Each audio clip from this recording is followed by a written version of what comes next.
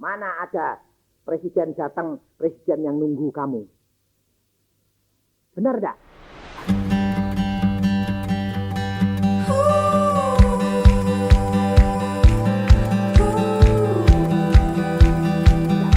Kalau ada presiden mau datang ke kota Semarang, kamu yang nunggu presiden atau presiden yang nunggu kamu? Kamu nunggu presiden. Kalau Yesus raja di atas segala raja nanti sangkakala dibunyikan, kamu anak-anak Tuhan sudah siap menantikan kedatangan Tuhan. Kalau malam-malam kamu dibangunin, cepat bangun, ngantuk kok Tuhan, ketinggalan enggak? Belajar peka, belajar mengerti suara Roh Kudus. Kalau kamu digerakkan berdoa, cepat berdoa. Tuhan, ampuni dosaku, hamba siap. Itu diajar oleh Roh untuk kamu berjaga dan berdoa kapan saja dan di mana saja. Supaya kalau Tuhan Yesusmu datang, engkau sudah siap. Dan engkau menyongsong dia di angkasa. Karena saudara tahu, kalau nanti Tuhan Yesus datang dan engkau ketinggalan, tidak kuat. Kesengsaraan, tindasan, antikris luar biasa. Dan kamu tidak akan mampu untuk mengatasinya. Inilah saudara-saudara. Kita harus belajar peka. Kita harus belajar mengerti firman Tuhan. Pada waktu Tuhan Yesus mengatakan, maukah engkau sembuh? Orang ini jawabannya, tidak ada orang angkat saya kok Tuhan. Lalu Tuhan Yesus berkata apa? Kalau orang sakit, hamba Tuhan datang, dokter datang, dijamah, itu senang. Manusia tetap minta kenyataan. Hamba Tuhan, kalau kamu datang, minta didoakan. Kepingin ditumpangi tangan enggak? Kalau hamba Tuhan bilang, percaya saja, mesti sembuh. Kamu enggak mantep enggak? Tapi kalau tangannya hamba Tuhan ditempelkan di sini, mak pelok gitu. Rasanya mak, ya. Lebih-lebih kalau tangan saya berat, pelok gitu, mak belak, malah semaput. Ini saudara, jangan hidup dengan perasaan. Hiduplah dengan iman, maka engkau lihat kemuliaan Allah. Maka pada waktu itu Tuhan Yesus tidak mengatakan, kamu sembuh. Tidak. Tuhan berkata kepada orang lumpuh itu, angkat tilammu, berjalan, pulang. Tidak, Tuhan Yesus tidak mengatakan, hari ini kamu sembuh. Tidak. Berdiri, angkat tilammu, berjalan, pulang. Orang ini kok punya iman. Angkat, lupa sakitnya, ambil nurut saja, ambil angkat tilamnya, berangkat. Lupa Tuhan Yesus. Benar tidak? Lupa, waktu orang Farisi, lu, kamu kok ngangkat-ngangkat tilam hari Sabat? Lah orang yang nyuruh itu kok apa? Tidak tahu, bayangin. Ya dah? Kalau kamu susah, Tuhan, sudah ditolong jedut. Berkatnya berlimpah, bye-bye. Masuknya mana? Tidak ke gereja, ke night club. Ke Simbat. Capek kerja, sepi-sepi diurutin. Nah. Yang diurutin apa? Kantongmu. Kenapa? Karena kecantol. Nanti kalau sudah kecantol, mulai melorot terus kantongnya keluar. Nanti kalau sudah habis lagi, Tuhan, ampun sih Tuhan. Kok ya lupa ya sama Tuhan. Tuhan Yesus berkata, jangan berbuat dosa lagi. Maka kalau kamu berbuat dosa lagi, akan kena yang lebih buruk. Perhati, saudara-saudara.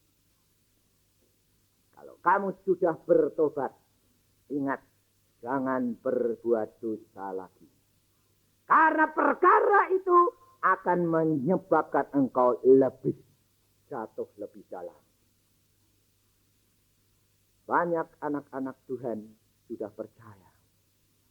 Tetapi setelah hidupnya senang, lupa lagi sama Tuhannya. Baru nanti orang yang lumpuh ini masuk bait Allah, ketemu Tuhan Yesus. Ini masih baik. masih mau datang ke gereja. Maka dari itu, engkau pun masih baik karena saat ini engkau di gereja. Saya bicara bukan kamu, orang yang di luar tidak mau ke gereja itu loh. Kamu sih baik, kayak orang lumpuh ini, lumayan. Sebabnya biarpun berbuat dosa, tetap mau ke gereja lagi ya toh. Jadi lumayan. Tapi ingat, Tuhan Yesus memperingatkan kamu. Jangan berbuat dosa lagi. Supaya jangan sampai kamu kena yang lebih buruk. Ingat loh ya. Kalau nanti kamu berbuat lagi, jangan nyalai Pak Isa loh ya. Firman Tuhan yang menegur kamu. Bertobat. Jangan berbuat dosa lagi. Karena kalau kamu jatuh lagi, maka engkau akan menderita lebih dalam. Siapa yang tahu umur manusia? Tidak ada yang tahu, saudara. Jangan kamu kira bahwa jadi hamba Tuhan itu enak. Hamba Tuhan kalau tidak peka, tidak menurut, Tuhan panggil lebih cepat. Teman saya Jenny, baru umurnya 41 tahun. Dia pengusaha, lalu dipanggil Tuhan. Dia mau melayani Tuhan 3 tahun, kemudian Tuhan mengatakan, sekarang kerja untuk aku 100%. Lalu istrinya tidak bisa terima. Dan akhirnya dia kalah. Dia mengatakan, ya sudah Pak Tirto, saya mau membuka yayasan Dorcas. Yayasan Dorongan Kasih. Tapi Tuhan tidak berkenan. Pada waktu dia bersekutu di rumah saya mengatakan, dapat ilustrasi dari Tuhan, ada seorang yang gendut naik ke atas gunung yang tinggi, tidak kuat, kelelahan. Lalu saya lihat dia berteriak, Tuhan tolong saya. Malaikat angkat dia ke atas. Kelak. Berhenti. Pulang. Sampai saya kaget. Loh kok kamu pulang? Sayang. Dan istrinya tidak bisa terima. Akhirnya istrinya mendapatkan suatu penglihatan. Perjalanan suaminya sampai ke Firdaus. Dan istrinya mengatakan, aku mau Tuhan jadi hamba-Mu. Kalau sudah dipukul baru mengatakan, aku mau Tuhan. Aku mau Tuhan menjadi hamba-Mu. Saudara minta dipukulin? Gak mau toh? Nurut Tuhan. Nurut. Maka segala perkara akan disediakan bagi kamu. Karena Yesus berjanji, percayalah kepadaku. Akulah gembala yang baik. Aku mengajak domba-dombaku. Aku mengambil domba-dombaku untuk membawa mereka dalam hidup yang berkelimpahan. Bukan engkau dibawa Tuhan untuk hidup sengsara. Tidak. Berkelimpahan. Cari dahulu kerajaan surga serta kebenarannya. Maka semuanya akan ditambahkan kepadamu. Cara tahu. Inilah yang Tuhan ingin pesankan kepada saudara dan saya. Saya sebagai seorang dokter menghadapi problem-problem yang nyata. Pada waktu anak saya, perempuan, pulang dari rekreasi bersama dengan saya dan istri dan adik-adiknya, dia langsung jatuh sakit. Saya pikir, kelelahan. Karena pada waktu itu saya ajak berenang ke Linggarjati, hiburan. Ternyata di sana banyak kuasa gelap. Dia kelelahan, dia keserang kuasa gelap. Saya tidak tahu.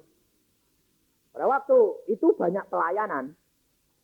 Maka dari itu, hamba-hamba Tuhan, pelayan-pelayan Tuhan, kalau melayani orang-orang dengan kuasa gelap, jangan lupa minta bungkus darah Tuhan untuk suami, untuk istri, anak-anak, dan pembantu. Supaya jangan kamu diserang. Ini pengalaman-pengalaman saya dengan dalam pelayanan-pelayanan. Dan saya sendiri mengalami. Anak saya sakit, saya bawa ke teman, mungkin malaria. Oh mungkin tifus. Oh mungkin ini. Obat terus.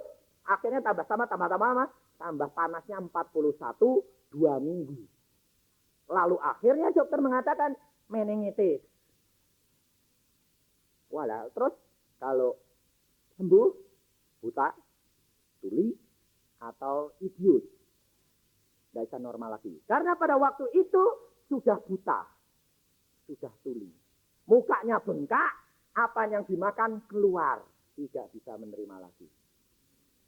Lalu saya pikir-pikir semua obat sudah ini jadi tong sampah ini. Obat semua masuk. Plung. Tapi tidak pernah nolong. Akhirnya saya berdoa dengan istri dan adik-adik saya. Karena apa? Karena semuanya papa saya semua kumpul. Karena ini cucu pertama. Wah sayangnya luar biasa mereka. Mereka menangis terus. Lalu kita berdoa. Yuk berdoa. Tuhan, ini apa sih Tuhan rencanamu? Kalau engkau mau bawa pulang ya bawa. Oh Tuhan, itu anak saya pertama loh. Perempuan satu-satunya loh. Jangan dikira perempuannya banyak. Kalau banyak, dibikin lagi. Tidak bisa bikin lagi, yang sudah habis kok. Cuma satu, nomor 1. Bikin lagi tidak bisa. Lah, kantongnya tidak ada. Istri saya sudah dipotong darmudernya. Jadi mau bikin lagi ya tidak bisa. Dari satu-satunya. Lalu pada waktu itu berdoa, saya mengatakan, Tuhan, kehendak-Mu itu apa? Lalu Tuhan berkata apa? Hanya dengan doa dan puasa anakmu sembuh. Stop semua obat. Ini firman Tuhan melalui adik saya yang dipakai. Saya uji. Tuhan, kalau ini daripadamu, saya akan jalankan. Berikan aku damai sejahtera kalau ini asalnya daripadamu. Benar, damai sejahtera turun. Wah, puji Tuhan. Amin. Saya mengatakan pada istri saya, lihat, stop ya obat. Semua obat stop. Siapapun yang baik hati mau kasih obat, stop. Sebab apoteker datang, pendeta datang, dokter datang, mau ngasih semua. Tapi saya mengatakan semua stop. Lalu kita berjalan di dalam iman. Saudara kira terus langsung sembuh? Tidak. Tiap hari saya lihat tambah mau mati. Wah. Lalu teman saya dokter datang. Cipto, kamu ini dokter tapi kok sinting. Anakmu mau mati itu loh. Apoteker datang. Mbok dikasih obat anti panas. Enggak. Waduh payah ini. Pendeta datang. Iman ya iman. Mbok lihat. Mbok jangan ekstrem gitu. Yang kasihan dulu istri saya. Sebab saya kerja di kantor. Istri saya yang di rumah itu dipukul sana, dikeplok sana. Lalu dia bilang, iya, tapi tidak mau ngasih obat. Sebab firman Tuhan, ya dan amin. Tapi kita melihat kenyataan. Hari pertama, hari kedua, ketiga, tambah mau mati. Hari ke-10, di telinga saya di kantor itu bilang gini, anakmu mati, anakmu mati, anakmu mati, anakmu mati. Anakku mati, puji Tuhan. Saya bilang, anakku mati, puji Tuhan. Di kantor saudara tahu, saya nyiapin khotbah, anak saya mati. Saking terpengaruhnya telinga ini. Saya ngarang khotbah. Jangan ada air mata, karena semua akan pulang ke Firdaus. Puji-pujiannya, semua haleluya. Saya pulang, karena ini ngomong terus, saya pulang. Sudah mati. Wah, bapak saya tahu yang bapak gila. Wah, anak sakit kok tanya-tanya mau pulang dari kantor. Sudah mati. Latah. Terpengaruh ini loh, terpengaruh. Latah, sudah mati. Lalu ngomongannya gitu tuh ya saya bingung toh. Lalu saya bilang, oh iya. Memang anakmu menanyakan kamu. Saya pulang 1:30. Dia tadi berkata kepada adikmu, Oli, mana papa? Ada apa nih? Aku mau berangkat nanti jam 3. Bayangin saudara. Pada waktu itu hancur semua hati. Menangis. Mama sama papa saya ribut. Karena biasanya itu orang tua ini loh biasa. Kebiasaan apa? Katanya kalau orang mau mati itu kan minta turun ke tanah. Pernah dengar enggak? Loh, bener enggak? Anaknya ini bilang gini, Mak, mau turun. Pak engkongnya bilang, jangan, mati nanti. Maknya, lawang mau turun kok enggak boleh. Jangan, mati nanti. Wah, nah, ternyata itu dua emak engkong ini ribut terus. Jadi eneng-enengan, anaknya enggak boleh. Yang sambok ben, enggak, nanti mati. Ayo tak gendong. Jadi turun itu digendong-gendong. Mau turun kong ke tanah. Enggak boleh. Lalu ribut. Saya datang bilang, sudah mati. Wah, tambah bingung semua. Lalu saya bilang, kenapa? Kosin, itu anakmu ingin bertemu dengan engkau. Saya masuk. Lihat semua nangis. Saya bilang, semua keluar. Saya dengan istri saya di dalam. Lalu saya tanya, benar saudara, sebetulnya itu sudah tuli, sudah buta. Tapi saat itu bisa mendengar, bisa buka mata. Biasanya orang mau mati itu gitu toh. Loh, orang kalau mau mati itu saat terakhir itu biasanya gitu. Ya toh dokter ya. Nah ini dokter gigi kok, yang tahu ya dokter umum saya tanya. Biasanya kira-kiranya begitu ya. Kemudian saya tanya, ini ada apa ini Papa? Papa, saya mau berangkat nanti jam 3. Hati saya bagaimanapun juga daging. Mencelos. Iman saya tumbuh. Tapi dagingnya ini loh saudara. Celes karena lihat apa? Istrinya gak kuat, nangis. Aduh, anhangnya berat. Yang ngangkat ya berat. Jadi mak peles. Aduh. Terus saya berdoa, Tuhan kuatkan saya. Lalu saya pegang istri saya katakan, diam sebentar. Lalu saya berbicara. Engkau mau berangkat nanti jam 3? Iya Papa. Tunggu Papa di Firdaus ya. Kita akan bertemu di sana. Papa sudah lihat Firdaus. Engkau pun akan datang ke sana bertemu dengan aku. Kita pasti bertemu. Karena saya tahu kita memiliki Yesus Kristus. Tunggu Papa. Lalu saya berkata, mari kita berdoa anak.